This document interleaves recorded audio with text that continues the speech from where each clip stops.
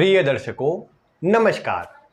आज मैं आपको जन्म कुंडली के 12वें भाव के स्वामी का प्रभाव विभिन्न भावों में किस तरह का होता है और जब विभिन्न भाव के स्वामी 12वें भाव में जाकर के बैठते हैं तो कैसा प्रभाव मिलता है, इसकी महत्वपूर्ण जानकारी देने वाला हूं।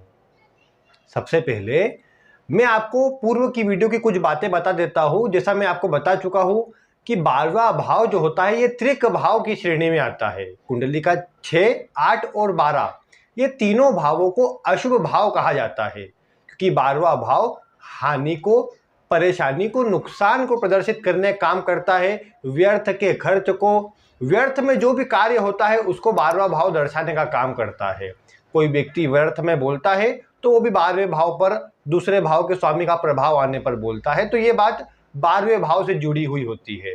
12वां भाव या इसका स्वामी जिस भाव से संबंध बनाता है उससे दूरी उत्पन्न करता है, कहीं न कहीं अलग या पृथक करने का कार्य करता है। इसीलिए शास्त्रों में 12वें भाव के स्वामी को, इसका जो स्वामी होता है, विभिन्न भावों में बैठ करके भी ऐसे शुभ प्रभाव इसके नहीं बताए, इसके प्रभाव कमजोर ही बताए हैं। और ये भी कहा है कि जो भी ग्रह 12वें भाव में जाकर के बैठता है वो अपने जो मूलभूत स्वरूप है उसकी हानि कर देता है, या ये बोल सकते हैं कि अपने से जुड़ी वस्तुओं की ऐसा व्यक्ति अधिक हानि करता है। जैसे अगर मंगल 12वें भाव में है तो ऐसा व्यक्ति बहुत ज्यादा मेहनत करेगा, कई बार व्यर्थ की भी करेगा। मेहनत कैसे व्यर्थ की होंगी? मेहनत इस प्रकार व्यर्थ की होंगी कि जहां पर सही दिशा नहीं हो वहां पर प्रयास करेगा, या बार बार बदलते रहेगा, एक जगह फोकस होकर प्रयास नहीं करेगा। तो एक सामान्य सा उदाहरण मैंने आपको दिया। तो इसीलिए अगर आपके 12वें भाव का स्वामी विभिन्न भावों में बैठेगा तो कैसा प्रभाव देगा, और विभिन्न भाव के स्वामी जब 12वें भाव से संबंध बनाएंगे तो कैसा प्रभाव देगा, कैसा प्रभाव को मिलेगा, आइए मैं आपको इसकी जानकारी देता हूं। ये आप जानते हैं 12वें भाव की श्रृंखला चल रही है, इससे पूर्व एक वीडियो दे चुका हूं, उसे आप डिस्क्रिप्शन में आपको लिंक मिल जाएंगे, आप देख सकते हैं। आज सबसे पहले अगर बात करें 12वें भाव का स्वामी जब लग्न में बैठेगा तो ये बात देखने को मिलती है कि ऐसा व्यक्ति अधिक खर्चीले स्वभाव का हो जाता है, अधिक बातें सोचना, चिंता करने का स्वभाव होता है। व्यर्थ में ही ऐसा व्यक्ति अधिक चिंता करने लग जाता है, व्यर्थ की बातों में लगा रहता है, क्योंकि 12वां भाव जब लग्न से संबंध बना लेगा तो व्यक्ति या तो बहुत अधिक व्यर्थ की बातें सोचे या व्यर्थ की चिंता में लगा रहे, और उसी कारण कई बार काम ढंग से न कर पाए। एक बात मैं आपको प्रारंभ में बता दूं कि 12वें भाव का जो स्वामी होता है, अगर आपका विषम लग्न है, सम विषम आप जानते हैं, संख्याओं की बात है, विषम जो लग्न होते हैं उन विषम लग्नों के अंदर 12वें भाव का स्वामी लग्नेश का मित्र और कुंडली में कारक होता है। परिणाम स्वरूप जो 12वें भाव का स्वामी होता है विषम लग्न के अंदर, वो इतना नकारात्मक प्रभाव नहीं देता जितना सम लग्नों के अंदर देखने को मिलता है। जैसे उदाहरण के लिए सिंह लग्न में विषम लग्न होता है, सिंह लग्न, इसमें 12वें भाव का स्वामी चंद्रमा है, लेकिन ये लग्नेश का मित्र है, इसीलिए किसी भाव में बैठेगा तो इतना परेशानी नहीं देगा जितना अन्य केस में मिल सकता है। जैसे आप वृषभ लग्न की बात कीजिए, मंगल 12वें भाव का स्वामी होता है, लेकिन वो वहां पर शत्रु होता है लग्नेश का। परिणाम स्वरूप जिस भाव में बैठेगा वहां थोड़ी परेशानी बढ़ा देगा। बस इतनी ही बात आपको ध्यान रखनी थी, जो शुरुआत में बताने योग्य थी वो बताया मैंने आपको। तो लग्न में अगर 12वें भाव का स्वामी बैठे या लग्नेश 12वें भाव में जाकर के बैठे तो व्यक्ति अधिक खर्चीला होगा, व्यर्थ के कार्यों में लगा रहेगा, व्यर्थ का विवाद होना, झगड़े होना, या मन में ऐसी उलझन बनी रहेंगी, क्या करे क्या ना करे, इस तरह की बात आ जाएंगी। इसका एक प्रभाव ये भी बोल सकते हैं कि ऐसा व्यक्ति ज्ञानवान जरूर हो सकता है, क्योंकि अधिक बातें सोचेगा। अगर लग्नेश बलवान हुए तो फिर ऐसा व्यक्ति अधिक बातें सोच करके सही दिशा में आगे बढ़ सकता है। ठीक है, मन में अलग अलग बातें चलती रहेंगी, लेकिन अगर लग्नेश बलवान हुआ तो सही दिशा प्राप्त हो जाएंगी, और सही दिशा प्राप्त हुई तो उस पर बढ़कर उसमें रिसर्च करके ऐसा व्यक्ति बड़ी सफलता अर्जित कर सकता है। तो ये अच्छा प्रभाव भी है इसका कुछ, लेकिन कई बार व्यर्थ की बातें सोचना परेशानी में डालने का काम कर सकता है, और कई बार आलस भी कर सकता है, क्योंकि 12वां भाव अब सोचता ही रहेगा, काम नहीं करेगा तो भी आलस बढ़ जाता है, तो ये थोड़ी कमजोरी होती है। लेकिन लग्नेश का 12वें भाव में बैठना अयोग दर्शाता है, बाहर जाने पर, जन्म स्थान से दूर जाने पर सफलता मिलती है। इसके अतिरिक्त 12वें भाव का स्वामी अगर दूसरे भाव में हो तो ऐसे व्यक्ति को जीवन में धन बचा पाने में परेशानी होती है। ऐसा व्यक्ति अपना जो ज्ञान है दूसरों को देता रहता है, दूसरे मांगे या ना मांगे ऐसा व्यक्ति सलाह अवश्य देता है। ऐसा व्यक्ति को किसी को कुछ बताने का, बोलने का, कुछ सलाह देने का गुण अवश्य होता है। और ये बात भी देखने को मिलती है कि ऐसा व्यक्ति धन बचाने के लिए या धन अपने पास अच्छा रखने के लिए कोई ना कोई बातें सोचते रहता है।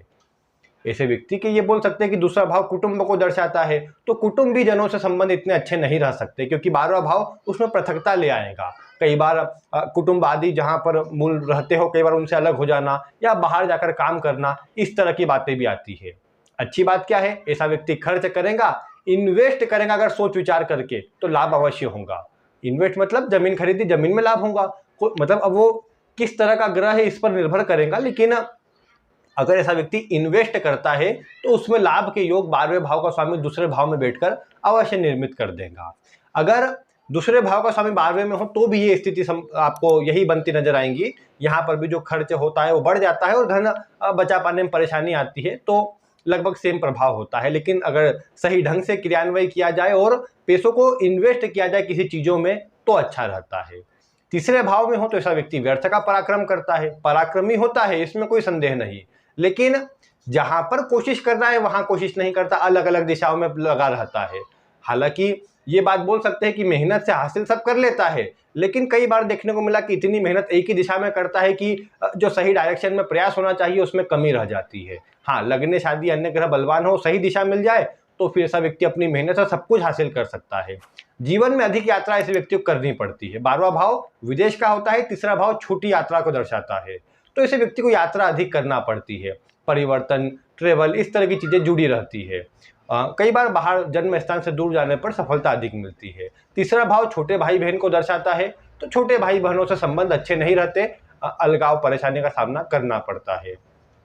इसके अतिरिक्त अगर आप देखें तो चतुर्थ भाव में 12वें भाव का स्वामी हो तो सुखों में कमी करता है। कमी किस प्रकार कि होते हुए भी व्यक्ति को मतलब मन में एक संतोष का भाव ना आ पाए, व्यक्ति कहीं ना कहीं उदास हताश सा रहे, माता के स्वास्थ्य में कमी रहे, माता से संबंध खराब रहे, माता से कई बार दूर रहना पड़े, ये सब बातें बढ़ जाती है। जो अच्छा सुख मतलब चतुर्थ भाव का मिलना चाहिए उसमें कमी आ जाती है और परिणाम स्वरूप व्यक्ति कहीं ना कहीं उदास हताश थोड़ा रहने लग जाता है। यही बात तब होती है जब चतुर्थ भाव का स्वामी 12वें में बैठा हो। ये बात दोनों में ही देख पाएंगे आप कि कहीं ना कहीं दोस्त मित्र आदि धोखा देने वाले हो, स्वार्थी थोड़े हो, अपना काम निकलवा करके चले जाए, इस तरह का प्रभाव 12वें भाव का स्वामी जब चौथे भाव में बैठता है तो ये निर्मित कर देता है। इसके अतिरिक्त अगर आप आगे देखें तो चतुर्थ भाव का स्वामी पंचम में हो तो शिक्षा में कई बार रुकावटें उत्पन्न करने का काम करता है। अगर ऐसा व्यक्ति जन्म स्थान से दूर चले जाए, बाहर जाकर शिक्षा ग्रहण करे तो अच्छा रहता है, अन्यथा कई बार रुकावटें बीच में आती हुई देखी गई है। पंचम भाव संतान का है, संतान होने में कई बार देरी करवाता है, संतान होने के बाद उनसे तालमेल बिठा पाने में थोड़ी प्रॉब्लम होती है। और पंचम भाव जैसे शिक्षा आदि के साथ में ही संतान को तो दर्शाता ही है, आपके दोस्त मित्र आदि का एक विचार पंचम भाव से भी होता है।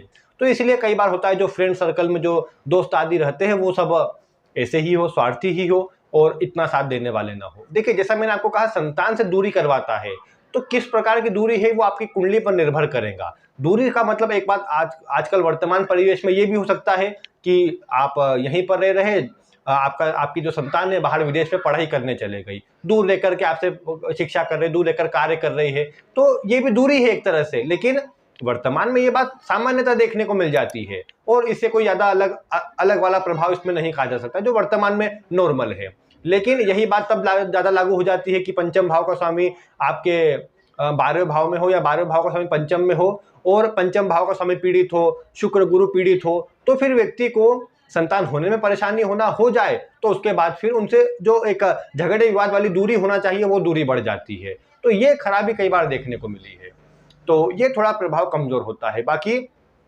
ऐसा व्यक्ति ये बोल सकते चतुर चालक होगा, अपना ज्ञान सभी को बांटता रहेगा, क्योंकि व्यय जहां जुड़ेगा उससे जुड़ा व्यक्ति व्यय करेगा, तो पंचम भाव ज्ञान का है, तो ऐसा व्यक्ति बहुत अधिक अपना ज्ञान बांटेगा सभी को, मतलब कहीं ना कहीं कुछ सिखाना बताना और सलाह देते रहना, अपने ज्ञान को अधिक बताते रहना, इस तरह का प्रभाव वाला हो जाएगा, अपना काम कैसे भी निकला लेगा, ये बात बोल सकते हैं।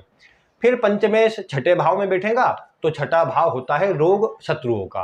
अब आप जानते हैं ये विपरीत योग है, विपरीत राजयोग पर मैं आपको आगे कुछ दिनों में वीडियो दूंगा।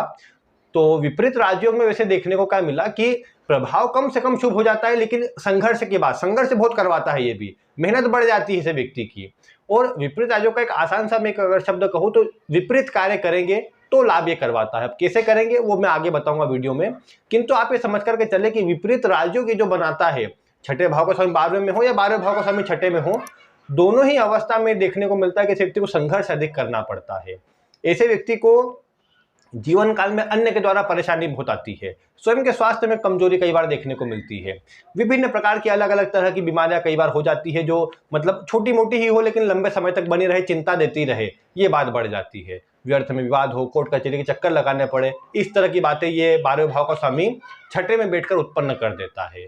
सप्तम भाव पर अगर 12वें भाव का स्वामी हो या सप्तम भाव का स्वामी 12वें में हो तो विवाह के सुख से दूरी करता है। वैवाहिक जीवन में कहीं ना कहीं आप बोल सकते हैं कि एक जो अच्छा दोनों में संबंध रहना चाहिए उसमें कमी लाता है। वैवाहिक सुख में विशेष कमजोरी उत्पन्न करता है। साथ ही साथ ये बात देखने को मिली कि दोनों के बीच झगड़े विवाद का प्रमुख कारण ये बन जाता है। आप ये भी बोल सकते हैं कि दूरी भी कई बार करवा देता है। अब दूरी देखिए आपकी कुंडली पर निर्भर करेगा। कई बार ऐसा होता है कि दोनों विदेश चले गए, बाहर रह रहे विवाह के बाद से, और अच्छे दोनों सुखी है, अच्छा काम कर रहे हैं। कई बार ये हो जाता है कि दोनों की सरकारी नौकरी थी, एक कहीं कार्य कर रहा है और एक कहीं कार्य कर रहा है, दोनों मिल ही नहीं पा रहे, ये भी दूरी है। कई बार झगड़े विवाद के कारण दूरी हो जाए, कई बार तलाक हो जाए। ये सब आपके 12वें भाव का संबंध सप्तम भाव से बनने से हो जाता है। और सप्तमेश भी 12वें भाव में होगा तो लगभग सिमिलर चीजें आपको मिलती नजर आएंगी। फिर यहाँ ये बोल सकते हैं कि परेशानी जरूर उत्पन्न करता है। आप पार्टनरशिप आदि में कार्य करो तो वहाँ परेशानी, वो धोखा देने का काम करे तो थोड़ी परेशानी है सप्तम भाव में 12वें भाव का स्वामी हो तो देता है। लेकिन वही बात है, सप्तमेश और सप्तम के कारक आदि की स्थिति देखे बिना सीधे सीधे नहीं बोलेंगे कि परेशानी ही आएंगी। सबकी स्थिति देख करके फिर आगे बढ़िएगा तो ज़्यादा सटीक प्रभाव मिलेगा। बाकी 12वें भाव का स्वामी अगर अष्टम में हो तो ये विपरीत राजयोग है, ये भी अष्टम का स्वामी 12वें में होगा तो भी विपरीत राजयोग बनेगा। दोनों ही अवस्था में विपरीत राजयोग का तो प्रभाव मिलता ही है। संघर्ष यहाँ भी रहता है, थोड़ा आकस्मिक धन लाभ भी होता है, इन्वेस्टमेंट करने पर विशेष लाभ होता है। कई बार ऐसा व्यक्ति इंश्योरेंस आदि से जुड़े कार्य भी कर लेता है, डॉक्टरी आदि कई बार ऐसा व्यक्ति कर सकता है। तो ये सब चीजें कई बार आती है। विदेश में बसने के लिए, परमानेंट सेटल होने के लिए प्रभाव अच्छा है। चतुर्थ में था 12वें भाव का स्वामी तो भी विदेश बसने के लिए अच्छा प्रभाव रहता है। अष्टम में है तो भी विदेश में बसने के लिए प्रभाव अच्छा रहता है। और 12वें भाव का स्वामी जैसे अष्टम में बैठा है तो मतलब गुप्त चीजों में रहस्य या फिर खोजना, इन जो गुप्त विषय होते हैं उसमें ऐसा व्यक्ति अधिक सोचे, अधिक विचार करे, अधिक उनको सीखने का प्रयास करे, रिसर्च करे, ये सब बातें आ सकती है। 12वें भाव का स्वामी अष्टम में हो या अष्टम का स्वामी 12वें भाव में हो तो देखने को मिल सकता है। आध्यात्म में ऐसे व्यक्ति की रुचि हो सकती है तो ये सब बातें आप बोल सकते हैं। और वैसे धन लाभ आकस्मिक रूप से कई बार होता देखा गया है। 12वें भाव का स्वामी नवम में हो तो ऐसा व्यक्ति ये बोल सकते हैं कि परोपकारी दानी होता है, दूसरों की सेवा करते रहता है, धन परोपकार के लिए, धर्म आदि के लिए खर्च करता है। किंतु कई बार ये देखने को मिला कि भाग्य का इतना साथ नहीं मिलता और यात्रा बनी रहती है, मतलब थोड़ी यात्रा ज्यादा करनी पड़ती है। हालांकि भाग्य जन्म स्थान से दूर जाने पर ही साथ दे पाता है। पिता के स्वास्थ्य में कमी होती है, पिता संबंधों में कमी होती है। जितना सुख ऐसा व्यक्ति चाहता है पिता से वो कई बार नहीं मिल पाता। यहाँ नवम भाव में अगर देखा जाए तो 12वें भाव का स्वामी हो या 12वें भाव का स्वामी नवम में हो, ऐसे व्यक्ति को भाग्य का साथ लेने के लिए कोई काम बीच में नहीं छोड़ना चाहिए। बीच में कोई काम छोड़ेगा तो भाग्य का साथ नहीं मिलेगा, तो इसका ध्यान रखना चाहिए। और बड़े लोगों का, पिता का सम्मान करना चाहिए, धार्मिक चीजों से जुड़े रहना चाहिए, ऐसे व्यक्ति को वो लाभ दे करके जाता है। और यात्राएं कई बार लंबी दूरी की होती है, विदेश आदि जाने के लिए भी प्रभाव अच्छा रहता है, क्योंकि नवम भाव लंबी दूरी की यात्रा को दर्शाता है और 12वां भाव विदेश का है ही, तो विदेश में जाना या वहां पर कार्य करना प्रभाव इस तरह का बन सकता है।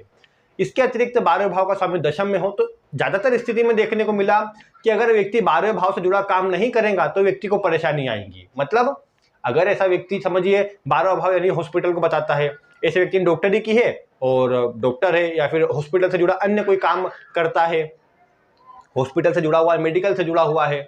12वें भाव में जेल को देखा जाता है, जेल का प्रहरी है या जेल में ही हवलदार आदि है, मतलब वहीं से जुड़ा कुछ काम है। और 12वें भाव में योगा, प्राणायाम, जिम आदि इस तरह की चीजें आती है, तो उन सबसे जुड़ा हुआ है।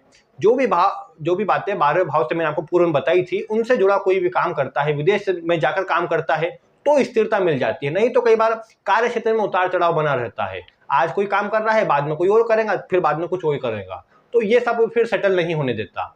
ऐसा व्यक्ति बाहर रहे तो अच्छा रहता है या 12वें भाव से जुड़ा काम करे तो अच्छा रहता है, जिससे कार्य ये होता है कि एक नौकरी कहीं दूसरी मिल जाती है, लेकिन थोड़ी परेशानी, बार बार परिवर्तन कारण कई बार आ जाती है जो थोड़ी चिंता में डाल देती है। बाकी 12वें भाव का स्वामी लाभ भाव में हो तो लाभ भाव में होने से व्यक्ति खर्चीले स्वभाव का होता है, धन बचता नहीं है, इच्छाओं को पूरी करने के लिए ऐसा व्यक्ति खर्च अधिक कर देता है, दोस्त मित्र आदि की संख्या अधिक होती है, लाभ किसी से नहीं होता।